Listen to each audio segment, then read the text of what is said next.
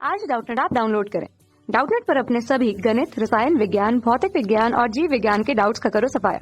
बस प्रश्न की फोटो खींचो, एक ही प्रश्न को क्रॉप करो और तुरंत वीडियो सोल्यूशन पाओ। अभी डाउनलोड करें। हेलो स्टूडेंट्स, यहाँ पर एक क्वेश्चन पूछा गया है। क्वेश्चन है उत्प्रेरक कितने प्रकार का होता है, नाम लिखें। ठीक है, तो अगर हम उत्प्रेरक की भौतिक अवस्था के बारे में बात करेंगे तो भौतिक अवस्था के आधार पर उत्प्रेरक दो प्रकार के होते हैं। कौन कौन से होते हैं? एक होते हैं समांगी उत्प्रेरक और दूसरे हैं विसमांगी उत्प्रेरक। ठीक है, इससे पहले हम उत्प्रेरक के बारे में जान लेते हैं। देखिए, उत्प्रेरक क्या होते हैं? उत्प्रेरक वह पदार्थ होते हैं जो रासायनिक अभिक्रिया में भाग ना लेते हुए भी रासायनिक अभिक्रिया को प्रभावित कर देते हैं, मतलब उसकी चाल को बढ़ा देते हैं। ठीक है, तो ये होते हैं उत्प्रेरक। अब उत्प्रेरक के प्रकार की बात की गई है, तो उत्प्रेरक के प्रकार भौतिक अवस्था के आधार पर, ठीक है, भौतिक अवस्था के आधार पर कितने प्रकार के होते हैं? देखिए, पहला है समांगी उत्प्रेरक, समांगी उत्प्रेरक, और दूसरा होता है विसमांगी उत्प्रेरक, विसमांगी उत्प्रेरक। ठीक है,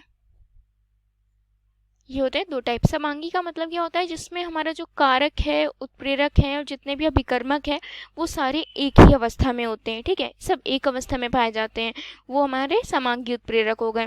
और विसमांगी का अर्थ ये होता है कि हमारे जो कारक होते हैं, अभिकारक होते हैं, ये सारे अलग अलग अवस्था में हों। ठीक है, इसकी एक अभिक्रिया द्वारा आपको बता देते हैं कि किस प्रकार ये होता है। देखिए, जैसा कि मैंने बताया कि समांगी उत्प्रेरक क्या होते हैं, जिसमें रासायनिक अभिक्रिया में भाग लेने वाले जो अभिकारक होते हैं, उत्प्रेरक तथा उत्पाद तीनों एक ही अवस्था में होते हैं, मतलब समांग होते हैं। तो ऐसे उत्प्रेरक समांगी उत्प्रेरक कहलाते हैं। इसका एग्जाम्पल देखें, सल्फर डाइऑक्साइड है, ये गैसीय अवस्था में होती है तथा इसकी अभिक्रिया जब ऑक्सीजन से होती है तो ये भी गैसीय अवस्था में है तथा प्राप्त होने वाला उत्पाद भी गैसीय अवस्था में है। ठीक है, तो इस प्रकार हमारा अभिकारक तथा उत्पाद दोनों ही गैसीय अवस्था में है। ठीक है, अब विसमांगी उत्प्रेरक की बात करें तो रासायनिक अभिक्रिया में भाग लेने वाले अभिकारक, उत्प्रेरक व उत्पाद एक अवस्था में नहीं होते हैं। एग्जाम्पल देखें इसका, तो एग्जाम्पल है जैसे नाइट्रोजन गैस में होता है तथा हाइड्रोजन भी गैस में होता है।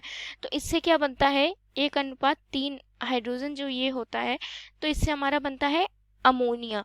और इसमें जो उत्प्रेरक है, परंतु ये जो होता है ये ठोस अवस्था में होता है, तो ये एक अवस्था में नहीं है, कारक, उत्पाद तथा उत्प्रेरक। ठीक है, तो ये क्या हो गए? विसमांगी उत्प्रेरक हो गए, क्योंकि देखिए ये सारे तो गैसीय अवस्था में, परंतु जो उत्प्रेरक है वो हमारा सॉलिड स्टेट में, मतलब ठोस अवस्था में है, जिस कारण हमारा जो अमोनिया है ये गैसीय अवस्था में प्राप्त होता है।